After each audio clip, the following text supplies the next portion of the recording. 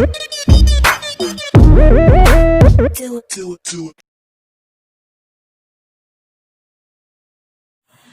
Everyone, solution chapter में आज colligative properties पढ़ना है, बट उससे पहले कुछ इंपॉर्टेंट चीजें देख लो जो थ्रू आउट चैप्टर में हमारी यूज होंगी। वो है हमारा कि कितने तरीके के हमारे सॉल्यूशंस होते हैं। तो पहले ही बताया था कि टाइप्स ऑफ सॉल्यूशन हमारे क्या है, होमोजीनियस और हेट्रोजीनियस है। बट अब होमोजीनियस और हेट्रोजीनियस तो है, होमोजीनियस सॉल्यूशन का थ्रू आउट चैप्टर में हमारा यूज होना है, ट्रू सॉल्यूशन जो कि है हमारे। बट अब होमोजीनियस जो हमारे टाइप्स ऑफ सॉल्यूशंस हैं, वो हमारे टाइप्स ऑफ सॉल्यूशन किस बेसिस पे है, हम फेज के बेसिस में देखेंगे हमारे कितने तरीके के सॉल्यूशंस हैं। बट फेज के बेसिस में हमारे 9 टाइप्स के सॉल्यूशन होते हैं, बट उसको मैं लिखाऊंगी नहीं एक 1 बाय 1 करके, क्योंकि उसका कोई यूज नहीं है, हमें लिखाने की जरूरत नहीं है, क्योंकि कहीं पे भी नहीं पूछा जाएगा। बट जो टाइप्स ऑफ सॉल्यूशन फेज के बेसिस में है, उसमें से हमारे 2 फेजेस है जिसका हमें क्या है, एप्लीकेशन पार्ट देखना है। एप्लीकेशन पार्ट हमारा क्या, हेनरी लॉ और राउल्ट लॉ में यूज होना है। तो हमें वो देखना है आज कि हमारा जो टाइप्स ऑफ सॉल्यूशन फेज के बेसिस में है, वो हम कैसे उसका एप्लीकेशन पार्ट देखते हैं। टाइप्स ऑफ सॉल्यूशन, हाँ, टाइप्स ऑफ सॉल्यूशन जो हमारे 9 टाइप्स के हैं वो बता दे रही हूँ कि कैसे 9 टाइप्स के हैं, क्योंकि उसका कोई यूज नहीं होना, इसलिए वो मैं लिखाऊंगी नहीं। बट देख लो कि 9 टाइप्स के कैसे कैसे हमारे सॉल्यूशन बनते हैं, किस किस से मिला के हमारे सॉल्यूशन बनेंगे। तो टाइप्स ऑफ सॉल्यूशन हमारे क्या है, ये किस बेसिस पे है, फेज के बेसिस पे, on the basis of phase. On the basis of phase हमारे 9 टाइप्स के सॉल्यूशंस बनेंगे, 9 टाइप्स के। अब ये 9 टाइप्स के कैसे हैं हमारे, होमोजीनियस हेट्रोजीनियस तो हमने देख लिए कि हमारे पास सॉल्यूशन का 2 पार्ट होता है, एक होमोजीनियस एक हेट्रोजीनियस। लेकिन वो हमारे क्या फेज के बेसिस में नहीं थे, वो हमारे कॉम्पोजिशन के बेसिस में था कि हम थ्रू आउट सोल्यूशन का क्या कॉम्पोजिशन है उसके बेसिस में हमने देख लिए थे। अब इसमें कैसे देखेंगे, इसमें हम देखेंगे फेज के बेसिस में। इसमें क्या है, जैसे हम सोल्यूशन हमारा कैसे बनता है, सोल्यूशन हमारा बनता है सॉल्यूट प्लस सॉल्वेंट से, इससे हमारा सॉल्यूशन बनता है सॉल्यूट और सॉल्वेंट से। अगर हम सॉल्यूट को चेंज करते जाएं तो और सॉल्वेंट सेम रखें तो किस तरीके का सॉल्यूशन बनेगा, और सॉल्वेंट चेंज करते जाएं तो और सॉल्यूट को सेम रखें तो किस तरीके का हमारा सॉल्यूशन बनेगा। जैसे कि आप देख लो, अगर हमने लिक्विड ले रखा है और सॉल्वेंट हमारा सॉलिड है, तो हमें क्या सॉल्यूशन कैसे मिलेगा, सॉल्वेंट जो होता है मोस्टली हमारा उसी तरीके का हमारा क्या मिलेगा, सॉल्यूशन मिलेगा। तो हमने लिक्विड को हमने सॉलिड में मिलाया तो हमें क्या मिलेगा, सॉल्यूशन क्या होगा हमारा, सॉल्यूशन इधर लिख लो, सॉल्यूशन हमारा क्या मिलेगा, सॉलिड सॉल्यूशन मिलेगा। वैसे ही हम सॉल्वेंट को सेम रखते हैं, अभी सॉल्वेंट को आप सेम रखो, दूसरा वाला भी सॉलिड रखो, तीसरा वाला भी सॉलिड रखो, और सॉल्यूट को चेंज करते जाओ तो हमें 3 तरीके के सॉल्यूशंस मिल जाएंगे। ठीक है, 3 हमारे के तीनों हमारे सॉलिड हो गए, क्योंकि जो हमारा सॉल्वेंट होता है उसी तरीके का हमारा सॉल्यूशन बनता है। अगर हमारा सॉल्वेंट सॉलिड होगा तो हमारा सॉल्यूशन भी सॉलिड बनेगा। अगर हमारे सॉल्वेंट हमारे लिक्विड होंगे, जैसे इसमें लिक्विड और फिर उसके बाद क्या है, गैस मिला दो और फिर हमारा सॉलिड मिला दो। सॉल्वेंट हम सेम ही रख रहे हैं, सॉल्वेंट अभी हमारा क्या है, सॉलिड है, दूसरा भी हमारा सॉलिड है। ठीक है, तो हमारा सॉल्यूट क्या होगा, सॉल्यूट हमें मिल जाएगा क्या, ये भी हमारा सॉलिड, ये भी हमारा सॉलिड। अब क्या करो, आप सॉल्वेंट को हम सॉल्वेंट चेंज करते हैं, हमारा सॉलिड था, अब हम सॉल्वेंट चेंज करते हैं, हम ले लेते हैं सॉल्वेंट को हम लिक्विड, सॉल्वेंट हम लेते हैं लिक्विड। अब सॉल्यूट को भी चेंज, तीनों जो रखेंगे इसके बाद वो क्या, तीनों रखेंगे, तीनों लिक्विड लिक्विड लिक्विड रख लो। सॉल्यूट को आप चेंज कर दो, सॉल्यूट क्या रखो, लिक्विड ले लो, ऐसी सीरीज में लिक्विड ले लो, गैस ले लो, सॉलिड ले लो, तीनों को। तो हमारा कैसे सॉलिड मिलेंगे, हमारे लिक्विड मिलेंगे तीनों। ठीक है, अब इसके बाद फिर हम सॉल्वेंट को कैसे ले लो, आप ये ऐड है, दोनों को ऐड कर रहे हो ना। अब सॉल्वेंट सॉलिड ले लिया, लिक्विड ले लिया, अब क्या गैस ले लो, जिसमें हमारा सॉल्वेंट हमारा गैस हो उसमें ले लो आप। फिर हम सॉलिड को ऐसे ही लेंगे, लिक्विड ले लिया, लिक्विड को गैस में डिसॉल्व करेंगे तो हमारा क्या मिलेगा, हमारा क्या गैस फॉर्म में ही मिल जाएगा ना, नो लिक्विड फॉर्म में मिलेगा हमारा सॉल्यूशन, क्या लिक्विड फॉर्म में मिलेगा। अब लिक्विड को आप मिला रहे हो गैस में तो हमारा क्या लिक्विड मिलेगा, ठीक है। अब इसमें भी एक है हमारा कि आप सॉलिड को लिक्विड में मिलाओगे, सॉल्वेंट भी हमारा, ये भी हमारा लिक्विड होगा, और इसमें आप गैस मिलाओगे तो हमारा क्या बनेगा, लिक्विड मिलेगा। ठीक है, और इसके केस में भी क्या लिक्विड मिलेगा। जैसे इसका एग्जांपल देख लो, इसका एग्जांपल क्या हो सकता है हमारा, सॉलिड हमारा क्या शुगर हो सकता है, लिक्विड हमारा क्या पानी हो सकता है। तो हमारा क्या लिक्विड ही सोल्यूशन तो मिलता है, पानी में शक्कर को घोलोगे तो क्या पानी पानी जैसा ही सोल्यूशन तो मिलता है, लिक्विड ही तो मिलता है हमारा।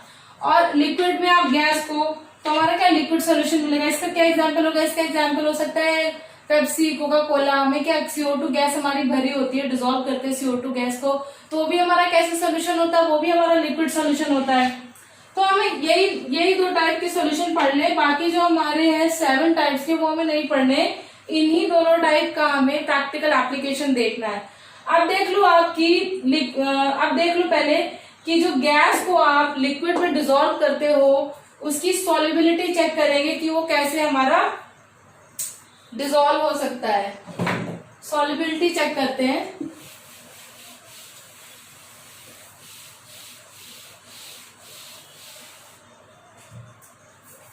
देखते हैं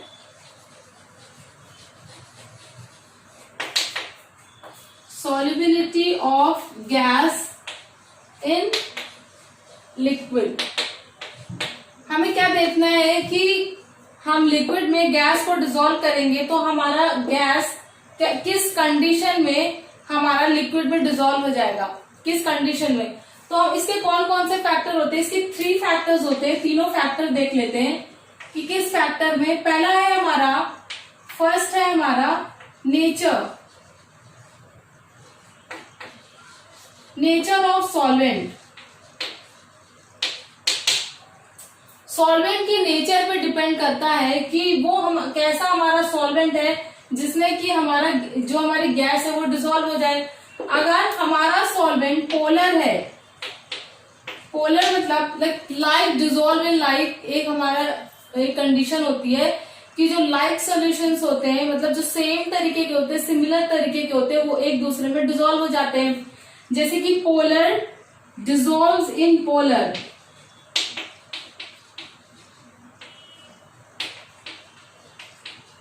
एग्जाम्पल देख लो, इसका क्या एग्जाम्पल हो सकता है। इसका एग्जाम्पल ले लो कि हमारे HCl को हम डिसॉल्व करते हैं पानी में, एसिड को पानी में मिलाते डिसॉल्व तो हो ही जाता है हमारा।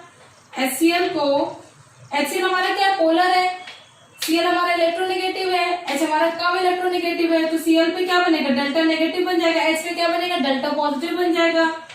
ठीक है, अब क्या हम पानी ले लेते हैं, पानी में हमारा ऑक्सीजन मोर इलेक्ट्रोनेगेटिव है तो यहाँ पे डेल्टा नेगेटिव बनेगा और हाइड्रोजन पे डेल्टा पॉजिटिव बन जाएगा। Cl और हाइड्रोजन में क्या एक तरह की बॉन्डिंग हो जाएगी। ये क्या हाइड्रोजन बॉन्डिंग है, एक तरीके की हाइड्रोजन की बॉन्डिंग के थ्रू ही तो हमारा कोई जो सॉल्यूट है वो हमारा इसमें डिसॉल्व होगा। तो ये हमारा इसमें डिसॉल्व हो जाता है। ये क्या पोलर है, ये भी पोलर है, तो क्या इजीली डिसॉल्व हो जाएगा। नॉन पोलर हमारे डिसॉल्व नहीं होंगे, नॉन पोलर डिसॉल्व नहीं होंगे, इसलिए बोला गया है कि पोलर डिसॉल्व इन पोलर। तो नेचर ऑफ सॉल्वेंट पे भी हमारा डिपेंड करता है। दूसरा हमारा क्या है, दूसरा देखते हैं, दूसरा है हमारा टेम्परेचर।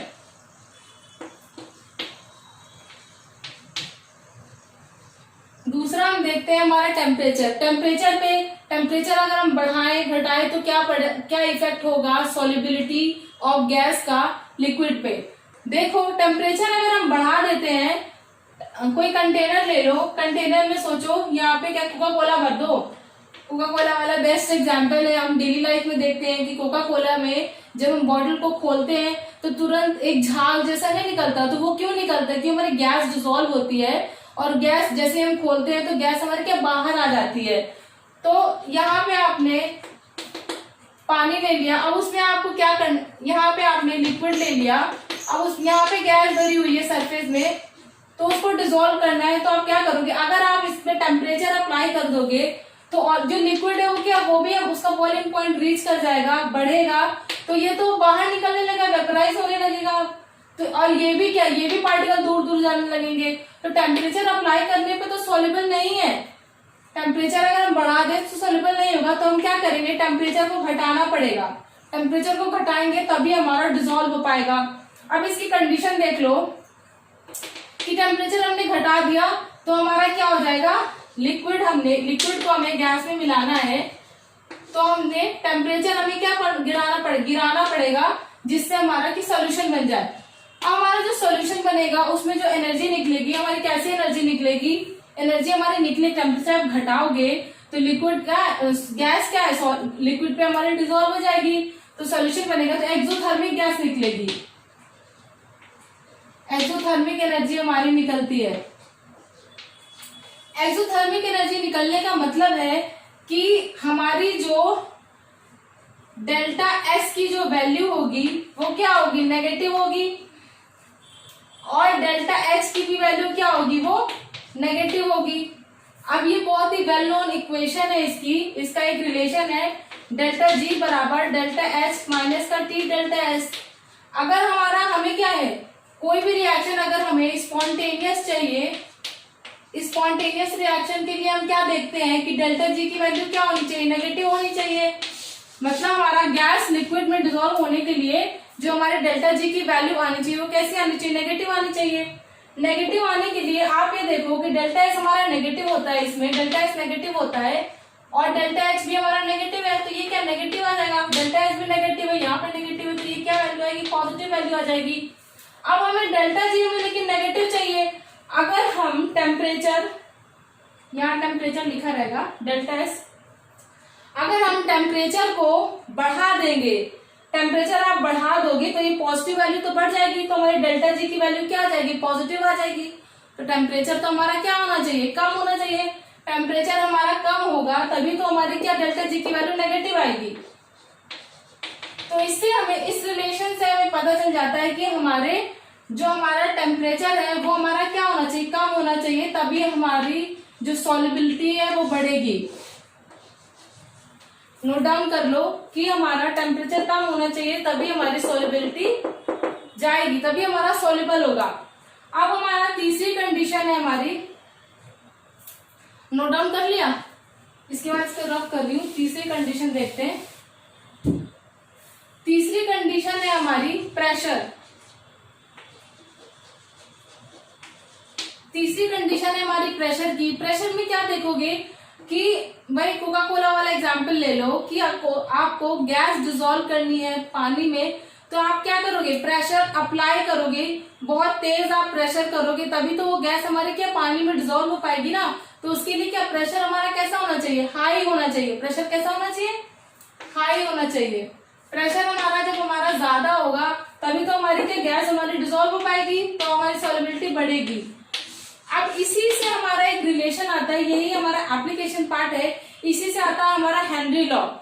हेनरी लॉ हमारा क्या कहता है, हमारा इससे देखो पहले, इससे क्या हमारा रिलेशन निकल आया कि प्रेशर हमारा डायरेक्टली प्रोपोर्शनल है किसके, सॉल्युबिलिटी के। प्रेशर हमारा डायरेक्टली प्रोपोर्शनल है सॉल्युबिलिटी के, इसी से हमारा हेनरी लॉ आया है। हेनरी लॉ को अलग से देखते हैं। हेनरी लॉ हमारा इसी का एप्लीकेशन है solubility of gas in liquid का। हेनरी लॉ, हेनरी लॉ क्या है, जो हमारा प्रेशर होता है वो हमारा किसके, सॉल्युबिलिटी के डायरेक्टली प्रोपोर्शनल है, ठीक है। अब हेनरी लॉ हमारा क्या कहता है कि जो हमारा पार्शियल प्रेशर है, पार्शियल प्रेशर है वो हमारा डायरेक्टली प्रोपोर्शनल है सॉल्युबिलिटी के, सॉल्युबिलिटी के नहीं, मोल फ्रैक्शन के। ये हमारा हेनरी लॉ है कि पार्शियल प्रेशर जो हमारा है डायरेक्टली प्रोपोर्शनल है किसके, मोल फ्रैक्शन के। अब हमारा डायरेक्टली प्रोपोर्शनल साइन को हम हटाने के लिए क्या करेंगे, एक कांस्टेंट को इंट्रोड्यूस करना होता है। तो P is equal to KH into x, ये हमारा रिलेशन निकल आया हेनरी लॉ का। KH क्या है, हमारा हेनरी कांस्टेंट है, KH हमारा हेनरी कांस्टेंट है। अब देखो, अब ये क्या, एक तरीके से ये जो हमारी इक्वेशन हमने लिखी है वो हमारी स्ट्रेट लाइन इक्वेशन को ही रिप्रेजेंट कर रही है। तो y is equal to mx। अब हम ग्राफ ड्रॉ कर लेते हैं कि क्या रिलेशन होगा P और x के बीच में, पार्शियल प्रेशर और मोल फ्रैक्शन के बीच में क्या हमारा रिलेशन होगा, वो देख लो, ग्राफ देख लो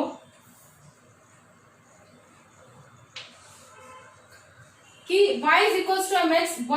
y एक्सिस किसे रिप्रेजेंट कर रही है, P को रिप्रेजेंट कर रही है, तो y क्या है, ये P है, ठीक है। और x हमारा क्या है, मोल फ्रैक्शन। तो हमारा m हमारा क्या होता है, स्लोप होता है। m किसके बराबर आ गया, kh के बराबर आ गया। स्लोप किसके बराबर आ गया हमारा, kh के बराबर आ गया।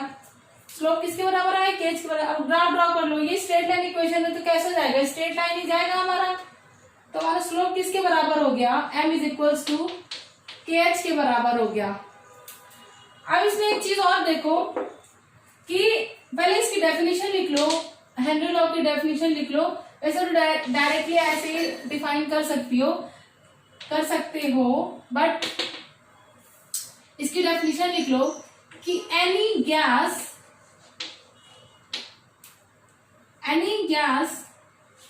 ऐसे नहीं, पार्शियल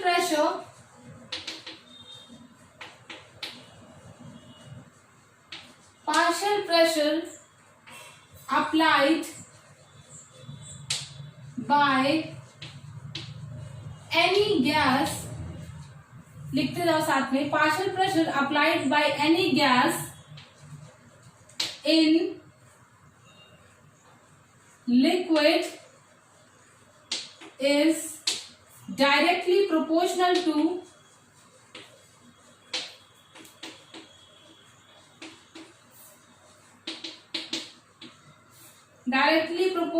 टू इट्स, किसके डायरेक्टली प्रोपोर्शनल है हमारा, मोल फ्रैक्शन के, टू इट्स मोल फ्रैक्शन। ठीक है, ये तो इसकी डेफिनेशन हो गई। अब देखो, अब इसमें सवाल क्या पूछ लेता है कि हमारा जब हम टेम्परेचर बढ़ाते हैं तो हमारी सॉल्युबिलिटी क्या घट जाती है, टेम्परेचर बढ़ाने पे हमारी सॉल्युबिलिटी घट जाती है। अब हमारा सॉल्युबिलिटी हमारी घटने पे हमारा KH का क्या होता है, KH हमारा बढ़ता है, KH हमारा बढ़ता है। वो कैसे, आप देखो कि KH हमारा क्या है, इनवर्सली प्रोपोर्शनल है किसके, X के। KH हमारा क्या है, KH को यहाँ पे अपॉन में ले आओगे तो हमारा देखो, यहाँ पे देखो P is equal to KH into X है। अब P में यहाँ पे KH ले आओ हमारा, तो ये X आ गया। तो ये हमारा मोल फ्रैक्शन KH के कैसे आए, इनवर्सली प्रोपोर्शनल आया ना। तो सेम चीज यहाँ पे लिखिए, KH हमारा क्या है, इनवर्सली प्रोपोर्शनल है मोल फ्रैक्शन के। तो हमारा जो KH और सॉल्युबिलिटी पे क्या हो जाता है कि KH जब हमारा बढ़ता है तो सॉल्युबिलिटी क्या हो जाती है, घट जाती है। तो टेम्परेचर और इसके बीच में क्या रिलेशन आया, यही पूछा जाता है हमारा कि जब हम टेम्परेचर बढ़ाएंगे तो हमारी KH क्या होगा, KH भी हमारा बढ़ेगा। टेम्परेचर और KH के बीच में क्या है, डायरेक्टली प्रोपोर्शनल का रिलेशन है। टेम्परेचर बढ़ाने पे हेनरी कांस्टेंट क्या बढ़ेगा हमारा, नोट डाउन कर लो। अब इसके बाद देखते हैं नेक्स्ट हमारा। अब इसके बाद देख लो, इसके बाद एक और इम्पोर्टेंट चीज है, एजियोट्रॉपिक मिक्सचर्स हमारे क्या होते हैं। जैसे कभी कभी क्वेश्चन में पूछ लेगा कि बाइनरी सॉल्यूशन क्या होते हैं, तो देखो बाइनरी सॉल्यूशंस क्या होते हैं, एजियोट्रॉपिक मिक्सचर्स क्या होते हैं। पहली बात तो बाइनरी सॉल्यूशंस हमारे वो सॉल्यूशन होते हैं जिसमें एक सॉलिड और एक ही सॉल्वेंट प्रेजेंट हो, वो हमारे क्या बाइनरी सॉल्यूशंस होते हैं। लिख लो जल्दी से। एजियोट्रॉपिक में हमारा आ जाता है एजियोट्रॉपिक सॉल्यूशंस या एजियोट्रॉपिक मिक्सचर्स बोलते हैं हम। एजियोट्रॉपिक मिक्सचर की हमारी कई सारी कंडीशंस होती है, वो देखेंगे। बट पहले ये देख लो कि हमारा बाइनरी सॉल्यूशन क्या होता है। बाइनरी सॉल्यूशन क्या होते हैं, बाइनरी सॉल्यूशन, दो बाइनरी मतलब क्या होता है, दो। तो दो क्या हो गया, सॉल्यूशन हमारा एक सॉल्यूट और सॉल्वेंट से ही बना होता है। तो हमारे किसी सॉल्यूशन में हम 2-3 सॉल्यूट भी डाल सकते हैं और 2-3 सॉल्वेंट भी डाल सकते हैं, तो हमारा क्या सॉल्यूशन मिल जाएगा। जनरली आप ये चीज देखो, जो होमोजीनियस हमारे सॉल्यूशंस होते हैं उसमें एक ही सॉल्वेंट होता है। होमोजीनियस सॉल्यूशन में एक ही सॉल्वेंट होता है हमारा। अब वही चीज हमारी बाइनरी सॉल्यूशन में क्या है, बाइनरी मतलब दो हुआ, तो हमारा क्या है, दो ही चीज हमारी प्रेजेंट होनी चाहिए। तो हमारा क्या, एक ही सॉल्यूट होगा और एक ही सॉल्वेंट प्रेजेंट होगा। वो मिक्सचर्स हमारे क्या होंगे, वो सॉल्यूशन क्या होंगे, हमारे बाइनरी सॉल्यूशन होंगे। अब हम देख लेते हैं एजियोट्रॉपिक मिक्सचर्स। एजियोट्रॉपिक मिक्सचर्स की कई सारी कंडीशंस होती है। पहली तो कंडीशन ये होती है कि हमारे एजियोट्रॉपिक मिक्सचर ऐसे ही नहीं बन जाएंगे कि हम कैसा भी कॉम्पोजिशन से हमारा नहीं बन सकता। एजियोट्रॉपिक मिक्सचर्स में हमारी जो कॉम्पोजिशन होती है वो हमारी क्या होती है, फिक्स होती है, स्पेसिफिक कॉम्पोजिशन के होते हैं। ये हमारी क्या है, स्पेसिफिक या फिर हमारी फिक्स कॉम्पोजिशन होनी चाहिए। कि जैसे कि हमारा जो सोल्यूट और सॉल्वेंट है वो हमारा क्या होना चाहिए कि हमारा जो सोल्यूट प्रेजेंट है उसकी जैसे हमारी 90% अमाउंट सोल्यूट की है तो हमारी 10% अमाउंट ही सॉल्वेंट की हो सकती है। ऐसे कि अमाउंट क्या होगी हमारी फिक्स होगी, कॉम्पोजिशन कैसा होगा, फिक्स होगा। कुछ भी बना के हम एजियोट्रॉपिक मिक्सचर्स नहीं बना सकते। ठीक है, हमारा देख लो इसमें क्या है कि सेकेंड पॉइंट हमारा कांस्टेंट टेम्परेचर पे ही बॉयल करता है। ये constant boil at constant temperature, boil at constant temperature, constant temperature पे ये बॉयल करेंगे। तीसरा पॉइंट देख लो, तीसरा पॉइंट हमारा क्या है कि फ्रैक्शनल डिस्टिलेशन इनका पॉसिबल नहीं होता है। अब हमारा फ्रैक्शनल डिस्टिलेशन क्या आता है ये देखते हैं। पहले पॉइंट लिख लो कि fractional distillation is not possible.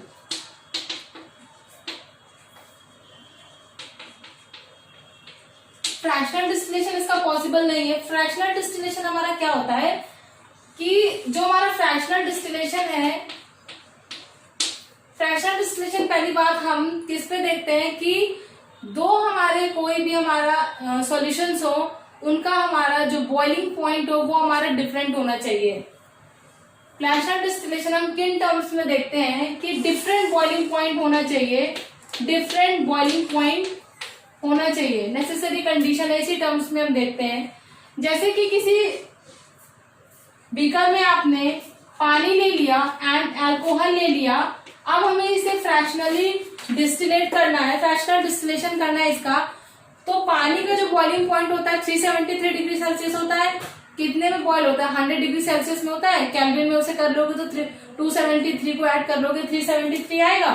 तो इसका जो बॉइलिंग पॉइंट होता है हमारा 373 डिग्री सेल्सियस होता है, 373 केल्विन में होता है। और जो इसका बॉइलिंग पॉइंट होता है अल्कोहल का वो हमारा होता है 353 केल्विन होता है, 353 केल्विन होता है। अब अगर हम इसमें हीट प्रोवाइड करते हैं, हम इसे क्या अब फ्रैक्शनली डिस्टिलेट करना है इसे, तो डिस्टिलेशन करने के लिए हम क्या नेचुरली क्या बॉइलिंग पॉइंट हमें देखना है ना। इसी अगर डिफरेंट बॉइलिंग पॉइंट्स हैं तो फ्रैक्शनल डिस्टिलेशन हमारा क्या पॉसिबल है। पर अगर बॉइलिंग पॉइंट हमारा क्या कॉन्जिक्यूटिव जैसे बहुत ही पास बॉइलिंग पॉइंट है तो बहुत ही डिफिकल्ट होता है। जैसे 373 है, 374 है तो काफी डिफिकल्ट होता है। लेकिन अगर ये रेंज का है, आप टेम्परेचर अप्लाई कर दोगे, जो लेस बॉइलिंग पॉइंट है, जिसका कम बॉइलिंग पॉइंट है, वो वाला क्या हो जाएगा हमारा बाहर निकल जाएगा। किसी आप कंटेनर में उसको ले लोगे और जो जिसका बॉइलिंग पॉइंट ज्यादा हो जाएगा वो हमारा रह जाएगा। तो फ्रैक्शनल डिस्टिलेशन उसका पॉसिबल है। तो इसका मतलब कि जिसके जो मोल फ्रैक्शन की जो जिसका इनका जो मोल फ्रैक्शन है वो हमारा बराबर नहीं होना चाहिए। X a not equals to x b. क्या ये लिक्विड फेज का,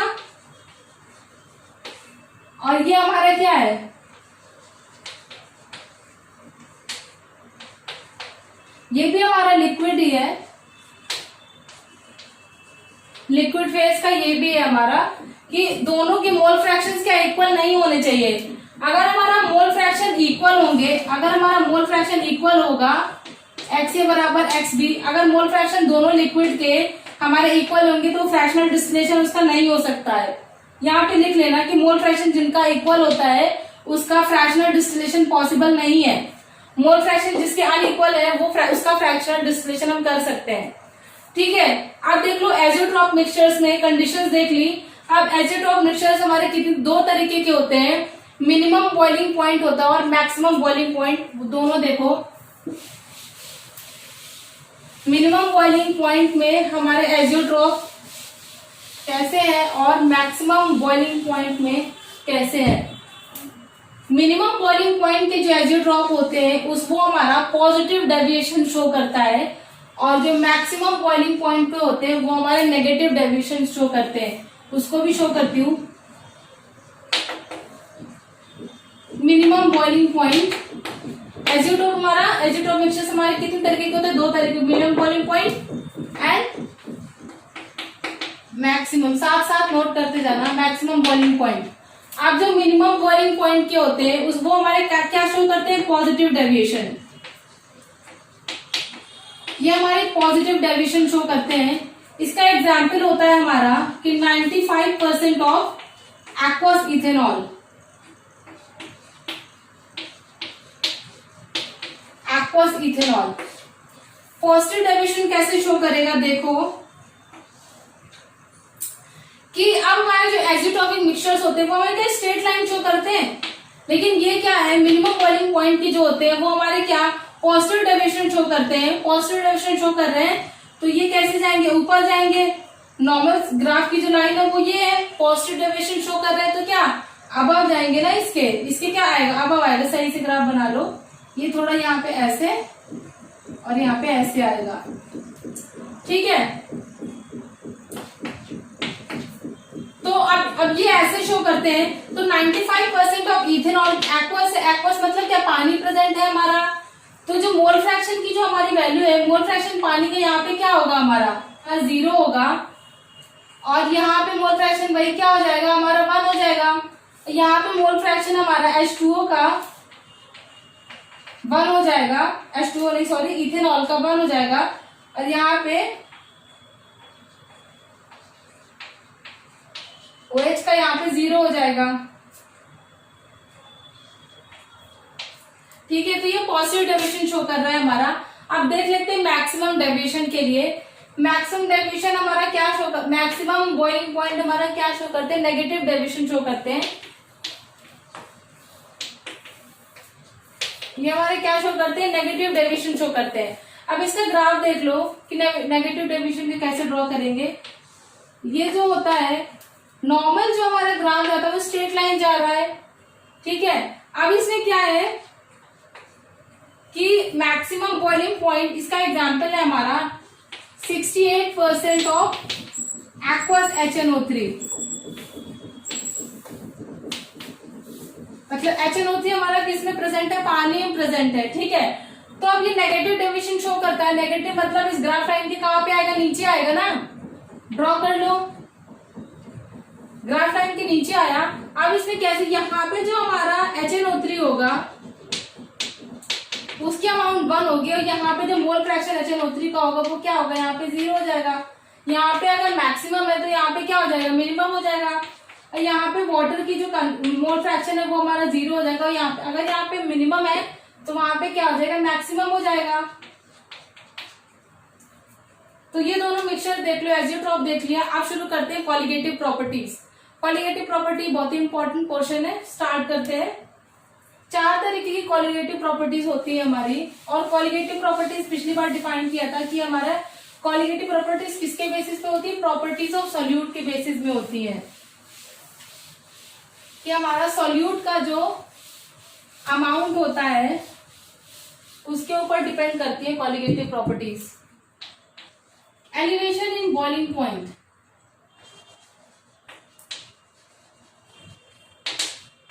एलिवेशन इन बॉइलिंग पॉइंट। अब इस प्रॉपर्टी को एक्सप्लेन करने के लिए पहली बात तो हमें पता होना चाहिए कि हमारा बॉइलिंग पॉइंट क्या होता है। बॉइलिंग पॉइंट की पहली डेफिनेशन देखो कि हमारा बॉइलिंग पॉइंट क्या होता है। बॉइलिंग पॉइंट, पहली बात तो बॉइलिंग पॉइंट किसका होता है, किसी भी लिक्विड का बॉइलिंग पॉइंट होगा। तो हमारा क्या होगा, फॉर एनी लिक्विड, किसी भी लिक्विड के लिए उसका जो वेपर प्रेशर होगा, किसका वेपर प्रेशर, लिक्विड का ही वेपर प्रेशर हमारा बराबर होना चाहिए एटमॉस्फेरिक प्रेशर, किसका, लिक्विड का, क्योंकि हम बॉइलिंग पॉइंट किसका देख रहे हैं, लिक्विड का, ठीक है। इसकी डेफिनेशन नोट डाउन करो। For any liquid, vapour pressure of liquid is equal to atmospheric pressure. For any liquid, vapor pressure of liquid is equal to its atmospheric pressure.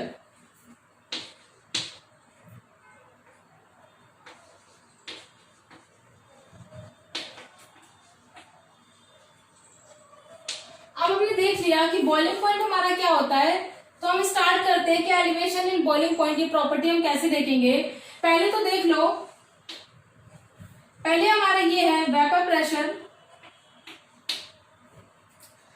Vapour pressure, और यहाँ पे क्या हम टेम्परेचर देखेंगे। Vapour pressure और temperature के बीच का dependence देखेंगे कि वेपर प्रेशर हमारा क्या, टेम्परेचर बढ़ाने पे हमारा वेपर प्रेशर क्या बढ़ेगा।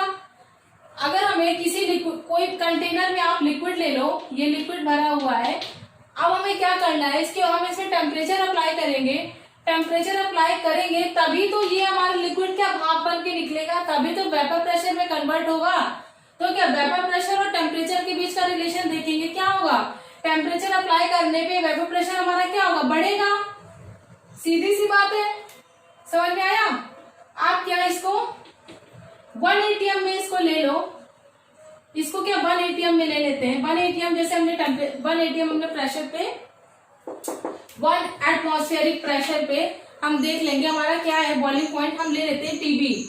ये हमारा TB नॉट है, ये हमारा क्या है, प्योर सॉल्वेंट है, प्योर। जो हमारा अभी लिक्विड है, जो लिक्विड क्या हमारा सॉल्वेंट ही है, जो हमारा लिक्विड है वो क्या है, हमारा प्योर फॉर्म में है। तो प्योर फॉर्म के लिए हम लेंगे TB नॉट। जब भी हम प्योर को इस चैप्टर में डील करेंगे, कोई भी लिक्विड, कोई भी सॉल्वेंट हम प्योर फॉर्म में लेंगे, उसके ऊपर हम लगा देंगे नॉट। ठीक है, अब देख लो आप कि अब इसी लिक्विड में हमने सॉल्यूट को मिला दिया। इसी लिक्विड में हमने क्या किया, सॉल्यूट को मिला दिया। जब हम सॉल्यूट को मिला दिया मतलब हमने एक तरीके से इम्प्योरिटी ऐड कर दी है, अब वो प्योर नहीं रहा, तो उसका बॉइलिंग पॉइंट क्या हो जाएगा, TB हो जाएगा, बॉइलिंग पॉइंट चेंज हो जाएगा। ठीक है, हमने क्या सॉल्यूट को मिला दिया। सॉल्यूट को मिलाने से आप क्या करो कि पानी में शक्कर को घोल दो। अब उसी पानी को आप शक्कर को घोल दो, गैस में चढ़ा दो। जब आप उसे गर्म करोगे, अब उससे भाप निकलने में टाइम लगेगा, उसको वेपर प्रेशर में कन्वर्ट करने में टाइम लगेगा। मतलब उसका क्या टेम्परेचर हमारा क्या बढ़ गया है। अब जो इसके बाद हमारा मिलेगा वो उसका टेम्परेचर क्या बढ़ा हुआ मिलेगा। तो हमारा क्या है, ये TB आ गया। और इन दोनों के बीच का जो हमारा डिफरेंस है वो हमारा क्या हो जाएगा, डेल्टा T हो जाएगा। जो चेंज होता है वो हमारा क्या होता है, डेल्टा से डिनोट करते हैं। तो ये क्या हो गया, डेल्टा TB हो गया। अब देख लो कि हमारा ये हमें इसके बीच का रिलेशन देखना है कि एलिवेशन इन बॉइलिंग पॉइंट क्या होता है। जो हमारा TB होता है, डेल्टा TB होता है, वो हमारा डायरेक्टली प्रोपोर्शनल होता है मोलालिटी के। अब बहुत बच्चे ये पूछते हैं मोलालिटी टर्म का यूज क्यों किया। भाई जिसने एक्सपेरिमेंट किया उसने मोलालिटी का यूज किया है, क्योंकि पहली बात तो मोलालिटी क्या है, टेम्परेचर इंडिपेंडेंट टर्म है। लिखाया था मैंने, ये क्या है, टेम्परेचर इंडिपेंडेंट टर्म है हमारी। ये हमारा मेजर रीजन है, इसीलिए मोलालिटी टर्म को यूज किया, ना कि मोलालिटी को। ठीक है, तो अब टेम्परेचर, अब हमने क्या किया, अब हम डायरेक्टली प्रोपोर्शनल वाले टर्म को इरेज करने के लिए, हटाने के लिए, इक्वल लाने के लिए हम क्या करेंगे, किसी कांस्टेंट को इंट्रोड्यूस करेंगे। कांस्टेंट हमारा क्या आ जाएगा, delta TB is equals to KB into M। KB क्या होता है हमारा, मोलर एलिवेशन कांस्टेंट। ये हमारा कांस्टेंट है, प्रोपोर्शनलिटी साइन को हटाएंगे तो हमारा कांस्टेंट आ जाता है। KB हमारा क्या है, लिखो molar elevation constant.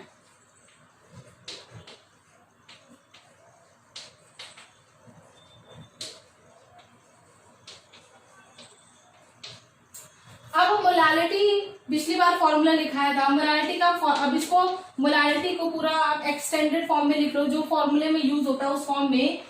KB molality क्या होता है, मोल्स अपॉन वेट पर केजी के टर्म्स में डिफाइन करते हैं, moles upon capital W KG के टर्म्स में। इसका एक्सटेंडेड वर्जन और लिखो जो हम फॉर्मूले में यूज करेंगे, delta TB is equals to KB। Moles हमारा क्या, given mass upon molar mass होता है, W upon molar mass M naught से इनटू कैपिटल W। अब हमारा उसमें हमने पर केजी के हिसाब से लिया, केजी में है, अगर हम इसकी यूनिट चेंज कर देते हैं, ग्राम में हो हमारा, तो ऊपर 1000 का मल्टीप्लाई कर देंगे। ये हमारा यही फॉर्मूला हमारा नोटबुक में दे रखा है, यही बुक में हमारा मेंशन है, नोटबुक में नहीं, बुक में मेंशन है ये फॉर्मूला। इसी फॉर्मूले को याद रखना है। आई होप आज का आपको समझ में आया होगा। बाकी की कॉलिगेटिव प्रॉपर्टीज रेस्ट 3 नेक्स्ट वाले में कराऊंगी। Thank you so much.